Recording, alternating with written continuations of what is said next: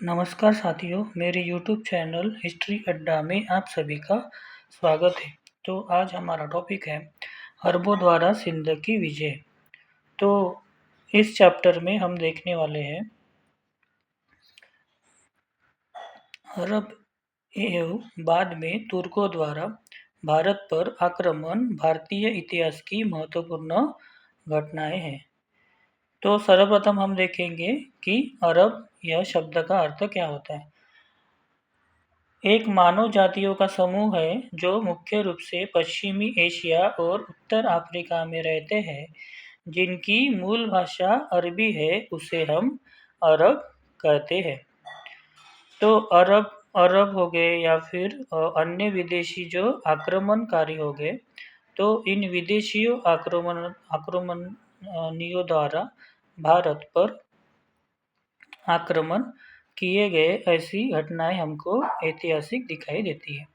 अरबों द्वारा धन की लूट के लिए सिंध एवं उसके आसपास के क्षेत्रों में आक्रमण किए गए।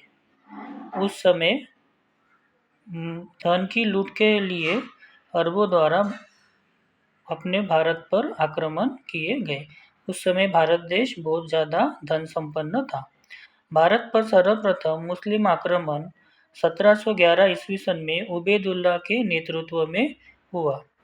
इसके बाद 1711 ईस्वी सन में ही बुंदेल के नेतृत्व में दूसरा आक्रमण हुआ। यह दोनों आक्रमण असफल हुए।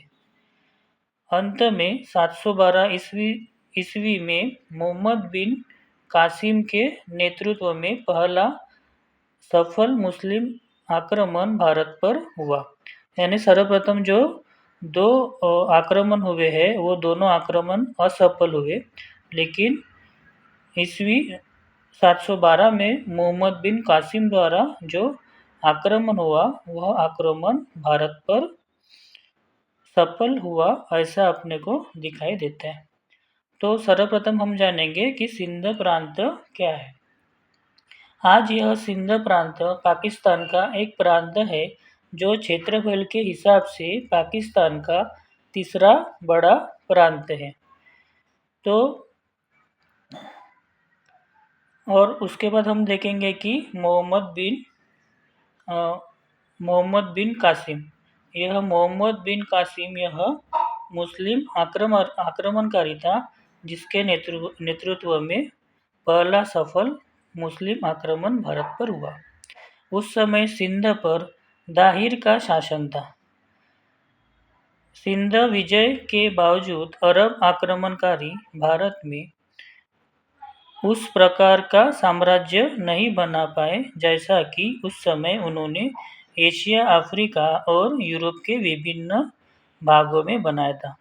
यानी उस समय जो आक्रमणकारी थे वो आक्रमणकारियों ने एशिया, अफ्रीका और यूरोप के विभिन्न भागों पे जिस तरह से अपना सफल आक्रमण किया, उस प्रकार का सफल आक्रमण वह भारत पे नहीं कर पाए थे, क्योंकि इस अपने भारत देश में उस समय जो शक्तिशाली जो शासक थे, इसके कारण उस समय वह भारत पर अपना वर्चस्व नहीं जता पाए।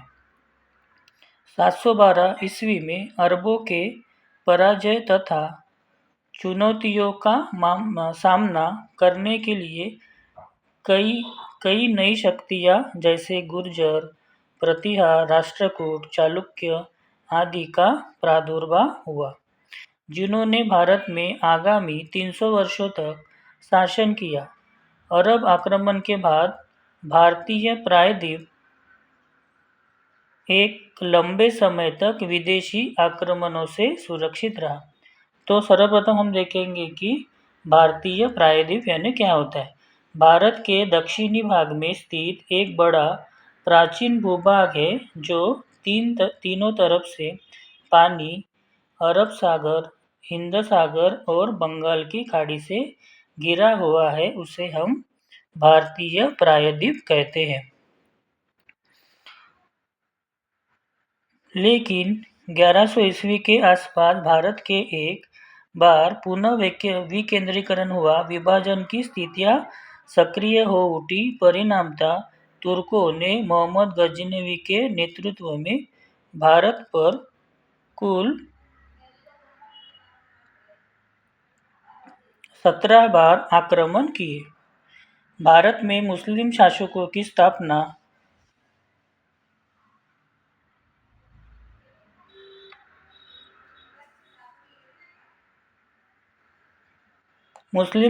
स्थापना का श्रेय अरबों की अपेक्षा तुर्कों को दिया जाता है। तो इसमें हम देखेंगे कि मोहम्मद गजनवी के बारे में हम देखेंगे। तो मोहम्मद गजनवी का मुख्य उद्देश्य भारत की संपत्ति को लूटना था और अपनी राजधानी गजनी को धन से समृद्ध करना था। मोहम्मद गजनवी ने 1971 से 1030 ईस्वी तक गजनी पर शासन किया था। उसके बाद हम देखेंगे कि 8वीं शताब्दी के आरंभ से भारत की राजनीतिक दशा। इस समय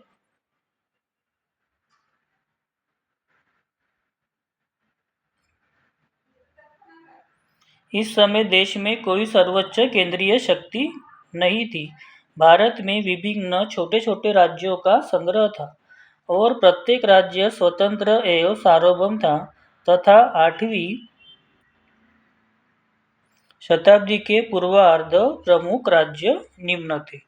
तो उन प्रमुख राज्य निम्नों में हम देख सकते कि अफगानिस्तान यह राज्य अरब आक्रमण के समय अफगानिस्तान में मुस्लिम लेखकों द्वारा काबुल या जाबुल का साम्राज्य था ऐसा कहा जाता है। उसके बाद हम देखेंगे कि कश्मीर यह राज्य 7वीं शताब्दी में कश्मीर में कारकोट वंश की स्थापना की और हेनसांग ने इन शासनकाल में कश्मीर यात्रा की थी। अब यह हेनसांग कौन है? तो हेनसांग यह एक प्रसिद्ध चीनी बौद्ध भिक्षु, यात्री, विद्वान और अनुवादक थे जिन्होंने 7वीं शताब्दी में बौद्ध धर्म के ग्रंथों को प्राप्त करने और ज्ञान के लिए भारत की यात्रा की थी। उसके बाद हम देखेंगे कि कश्मीर के शासकों में ललितादित्य मुक्तापिंड जो लगभग 724 ईस्वी में सिंहासन पर बैठा। उसका साम्राज्य पूर्व बंगाल में, दक्षिण में कोंकण,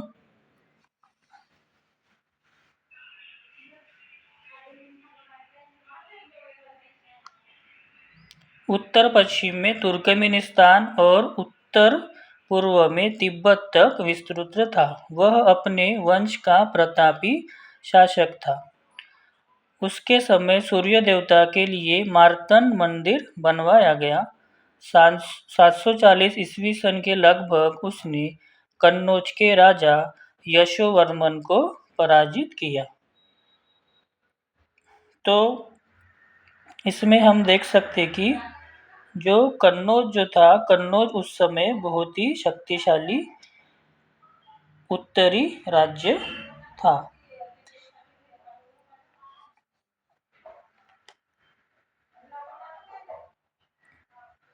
उसके बाद का हम राज्य देखेंगे कि नेपाल। 7वीं शताब्दी में नेपाल, जिसके उत्तर में तिब्बत एवं दक्षिण में कन्नौज का राज्य था। हर्ष अब इसमें कहा जाता है, हर्ष यानी राजा हर्षवर्धन।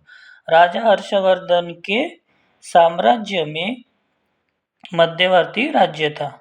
अंशुवर्मन ने नेपाल में वैश्व ठाकुरी वंश की नींव रखी। उसने तिब्बत के साथ मैत्री संबंध स्थापित किए। उसने अपनी कन्या का विवाह तिब्बत के शासक से किया था। अब इसमें राजा हर्षवर्धन के बारे में हम देखेंगे कि राजा हर्षवर्धन ईस्वी सन 1590 से ईस्वी सन 1647 तक यह उत्तर भारत के प्रसिद्ध सम्राट थे। वह पुष्पभूति साम्राज्य के आखिरी सम्राट थे। सम्राट हर्षवर्धन यह बौद्ध धर्म के अनुयायी थे। सम्राट हर्षवर्धन उत्तर भारत के प्रसिद्ध यह सम्राट थे।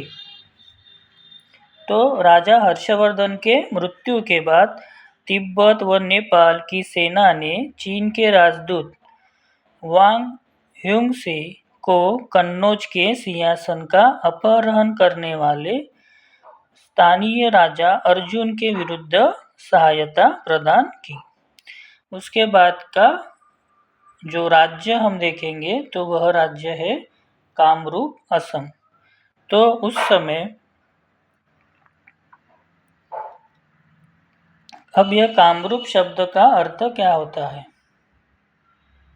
कामरूप असम राज्य का एक प्राचीन नाम है और भौगोलिक क्षेत्र का नाम है जो ब्रह्मपुत्रा नदी के घाटी में स्थित है। राजा हर्षवर्धन के समय कामरूप में भास्कर वर्मन का शासन था।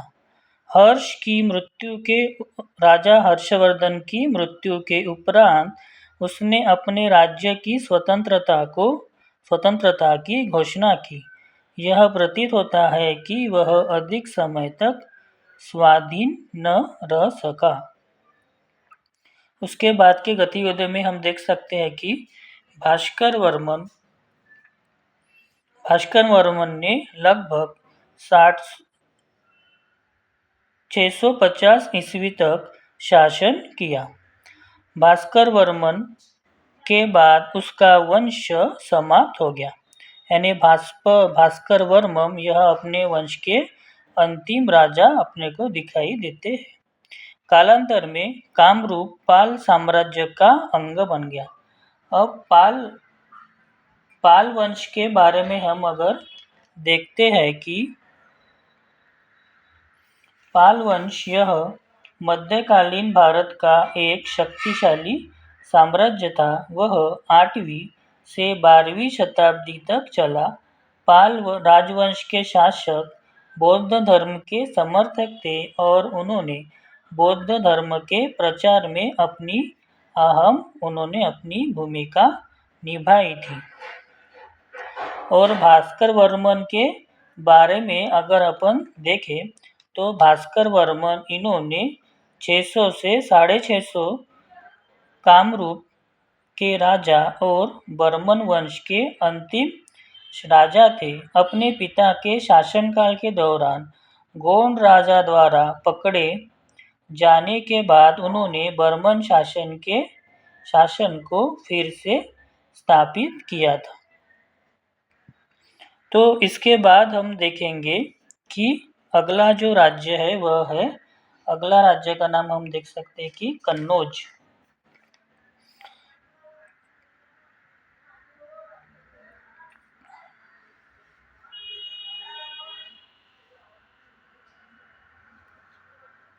कन्नौज यह राज्य राजा हर्षवर्धन की मृत्यु के पश्चात अर्जुन यह स्थानीय शासक ने कन्नौज पर अधिकार कर लिया था। उन्होंने चीन के राजदूत वांग ह्युंसो का विरोध किया था, जो राजा हर्षवर्धन की मृत्यु के उपरांत वहां पहुंचा था। वांग ह्युनसिंग ने पुनः असम, तिब्बत, नेपाल की सैन्य सहायता लेकर लौटा। युद्ध में अर्जुन की हार हुई और राजा अर्जुन को बंदी बनाकर चीन में ले जाया गया और तत्पश्चात वही कारागार में राजा अर्जुन की मृत्यु हो गई।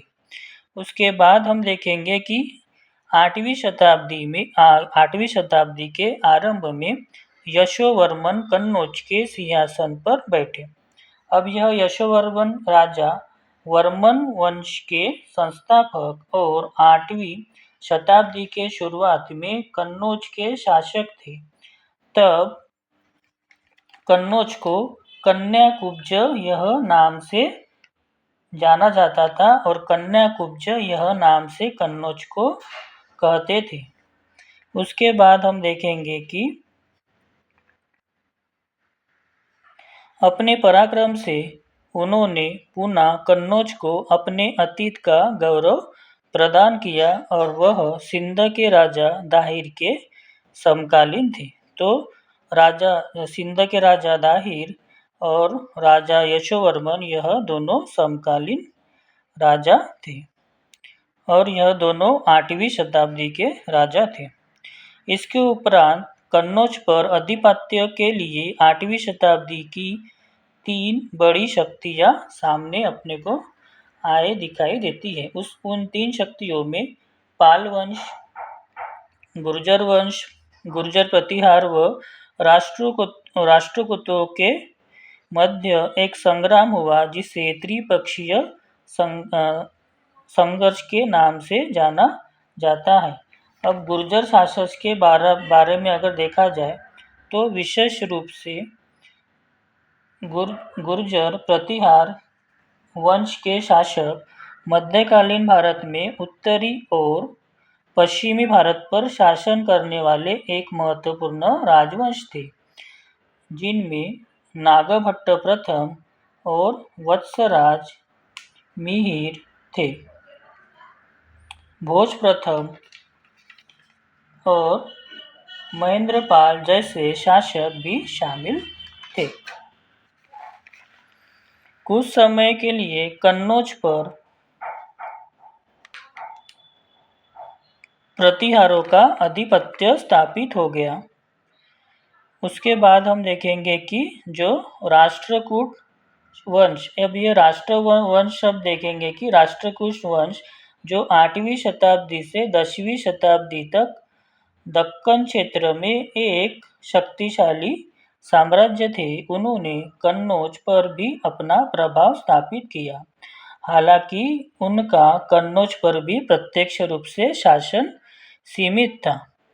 तो इस तरह से हम देखेंगे कि बाद में उनका